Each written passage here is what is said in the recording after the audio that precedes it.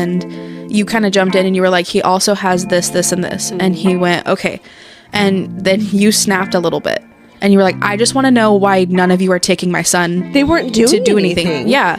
His response, which was fair in my head, because when he got there, he was under the assumption Luke wasn't breathing. He got there, he's crying, and he said, right now the baby's breathing, and he's doing a really good job of it.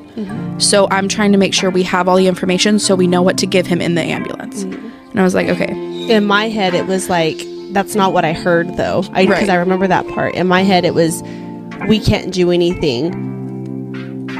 So he's just going to hit, because he was still seizing at the same time. He was breathing, but he was seizing. Right. He wasn't as in deep of where he was in the beginning. But in my world, it was like, I'm not going to do anything for you. We're just going to stand here. And in my world, it was like, just stare at him for however long. It was a long time in my head. It was probably like a couple It was like minutes. 3 minutes. Okay, it felt like 20. I completely agree. But also, you've been watching him seize this whole time. It was over an hour by this point. Yes. And at that point, again, going back to like grace for people, you don't know the situation. They don't know what triggered the seizure.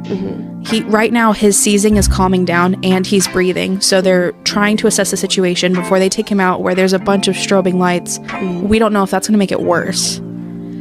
So they don't know what's going on. So right now they're trying to get a firm grasp of the situation. So when they put him in that ambulance, they know what to do. Yeah. Now we know that. Hindsight's 20/20. Yeah. At the time, I completely understood you were frustrated.